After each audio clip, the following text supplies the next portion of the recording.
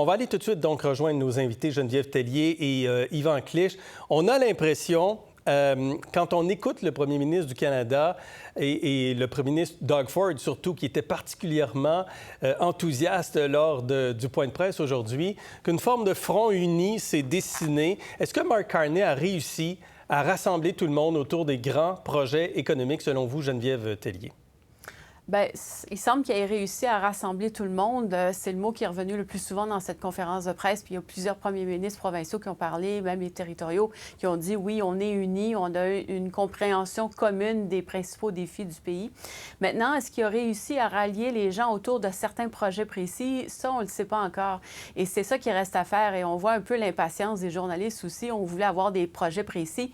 On n'en a pas. Alors, M. Carney semble avoir remporté son pari. Puis c'est comme ça qu'il s'est présenté au tout début, depuis qu'il est arrivé en politique, en disant « Moi, je suis une personne, je suis un rassembleur. Je suis capable d'amener tout le monde à la même table, puis d'avoir des conversations intéressantes, sérieuses, pour faire avancer les choses. » Alors, la première étape, elle a été franchie.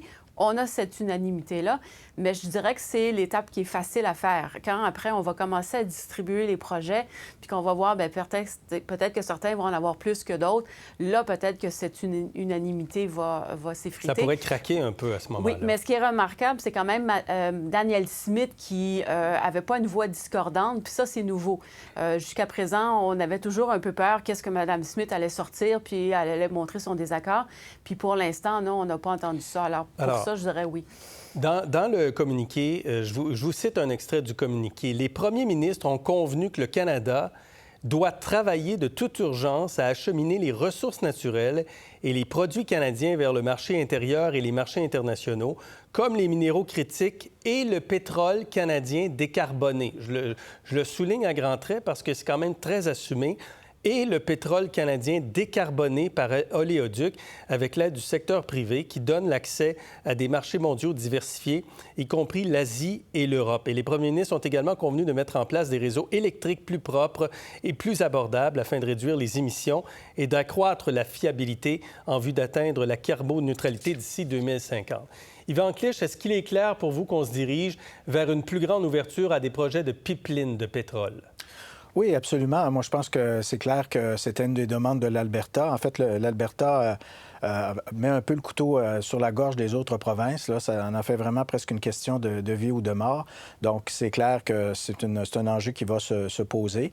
Moi, je pense que j'accueille bien les mots que vous venez de citer parce que je pense qu'il manquait ces derniers temps, c'est au-delà de faire des projets, c'est aussi un projet collectif. Oui, on veut faire de la souveraineté économique, mais également, est-ce qu'on peut y associer un projet, par exemple, d'accélération de la transition énergétique? Et je ne mets pas ça en contradiction avec la mise en place de pipelines. Mais on pourrait, par exemple, dire aux Canadiens, écoutez, les revenus, la création de valeur qu'on va tirer de la mise en place de nouveaux projets d'infrastructures, y compris des pipelines, des gazoducs, bien, on va s'en servir une partie de ces revenus-là pour accélérer la transition et faire de nous des champions de la transition énergétique. Et là, j'insiste, on n'est pas dans la vertu, c'est une économie, c'est l'économie de demain. La Chine a pris une avance considérable. Il nous faut rattraper ce retard. Et comme c'est l'économie de demain, bien, les premiers qui vont développer des expertises, des nouvelles technologies dans ce domaine-là vont diriger l'économie de demain. Alors moi, je pense qu'on peut faire les deux et il faut greffer à ces projets d'infrastructure un projet un petit peu plus emballant qui tournerait bien sûr autour de la transition énergétique.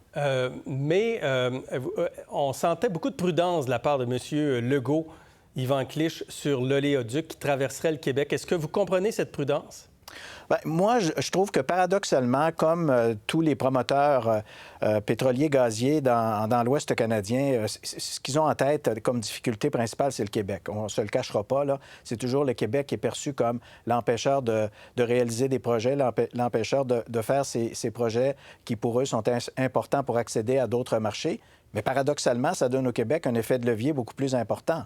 Mais comme les promoteurs savent que c'est un peu moins facile de faire passer ces projets-là au Québec, bien là, M. Legault a, à mon avis, un effet de levier encore plus important pour négocier des soutiens à d'autres projets et pour maximiser les bénéfices économiques qu'un tel projet pourra avoir sur le territoire québécois. Geneviève Tellier, l'acceptabilité sociale de projets d'éléoduc, elle est grandissante en ce moment au pays, même au Québec, n'est-ce pas? Oui, on le voit, et c'est normal parce que regardez ce qui se passe alors avec la menace des tarifs de Donald Trump. Je pense que le réflexe premier de bien des gens, puis ça se comprend, c'est oui, il faut être autonome nous-mêmes. Alors, on va arrêter de dépendre des Américains, mais la seule façon d'être autonome de nous-mêmes, c'est de nous acheminer à nous notre pétrole. Ça demande des pipelines. Alors, on n'a pas vraiment le choix. Effectivement, l'acceptabilité sociale est là. Et je pense que M. Carney veut tabler sur ça. Il revient constamment avec la création de corridors énergétiques.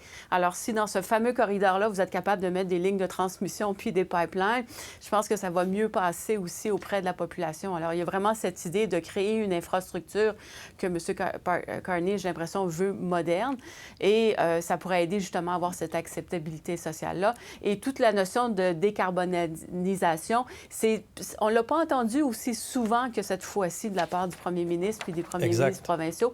Et donc, ça aussi, ça pourrait aider en disant, oui, on sait qu'à court terme, c'est peut-être pas l'idéal, mais ça va nous amener à une économie du 21e siècle, des nouveaux approvisionnements énergétiques et en bout de ligne, ça va être plus intéressant sur le plan environnemental. Est-ce que son défi, c'est davantage les ententes avec les Premières Nations? On le met dans les priorités, mais décider d'évaluer beaucoup plus rapidement les projets. D'abord, on peut se poser des questions sur les évaluations environnementales, mais Geneviève Tellier également sur les ententes avec les Premières Nations et le respect des Premières Nations. Oui, et il y a beaucoup de communautés, puis des fois, elles ne s'entendent pas entre elles-mêmes. Alors, on a un cas ici, près d'Ottawa, Chuck Rivers, qui fait encore parler de l'enfouissement des déchets nucléaires. Ça fait partie justement de la stratégie de décarbonisation. Et donc, il y a certaines communautés qui sont pour ce projet-là, d'autres qui sont contre. Alors, comment réconcilier tout ça? Je vais encore prendre l'exemple de l'Ontario. En ce moment, le projet de loi numéro 5 de M. Ford fait beaucoup jaser parce qu'il veut accélérer l'approbation environnementale des grands projets, un peu comme le fédéral veut le faire, mais les communautés autochtones se sont senties délaissées par ce projet de loi-là et maintenant, on dit à M. Ford, bien, vous allez nous trouver sur votre chemin. Alors, est-ce qu'on va reproduire la même chose au fédéral? Il va falloir que le gouvernement fasse extrêmement attention. Puis cette notion de devoir de consulter aussi, c'est pas nécessairement devoir de s'entendre. Alors, c'est quoi la fine ligne entre une entente avec les communautés autochtones ou le devoir de les consulter? Ça aussi, et tout ça prend du temps et beaucoup de temps. Alors ça aussi, j'ai bien hâte de voir comment M. Carney va essayer de réconcilier ça. Il a réussi avec les 13 premiers ministres aujourd'hui, alors peut-être qu'il va réussir aussi avec les communautés autochtones, mais ça va être un défi, oui. Quand on regarde le réseau de pipeline Yvan Clich, on voit que le réseau de pipeline est très connecté avec les États-Unis. Est-ce qu'un nouveau projet Énergie-Est est plausible sur le plan économique? Bien, une chose que je voudrais quand même rappeler, c'est qu'on a un enjeu de souveraineté énergétique côté pétrolier au Canada. Oui, on est un grand producteur de pétrole, mais le pétrole qui vient au Québec et en Ontario, il passe entre autres par les États-Unis. Alors, ça nous rend quand même vulnérables là, à un chantage politique éventuel de la part des Américains qu'on croyait impossible, mais qui est maintenant devenu une nouvelle donne pour nous. Donc, ça, là, il y a également un enjeu. Puis, je veux aussi rappeler que les provinces atlantiques, bien, elles importent leur pétrole des États-Unis et de d'autres pays. Donc, c'est sûr que si on avait un pipeline qui couvrait tout le Canada, bien, on serait en pleine souveraineté énergétique. Maintenant, concernant un projet comme Énergie-Est, moi, pour parler à quelques interlocuteurs à Calgary, il n'y a pas énormément d'appétit pour un tel projet. Pourquoi? Pas sur le plan théorique, oui, on aimerait bien qu'il soit déjà en place, mais c'est quand même 4000 km de tuyaux, traverser différents territoires et puis obtenir l'acceptabilité sociale. Et tout ça dans des délais là, qui permettent quand même une rentabilité financière. Je pense que ça va être un petit peu plus difficile. Les projets qui vont probablement ont le plus de chances de réussir du côté pétrolier et gazé, c'est des projets qui vont déjà utiliser des couloirs existants. Donc, par exemple, Trans Mountain pour l'exportation de pétrole.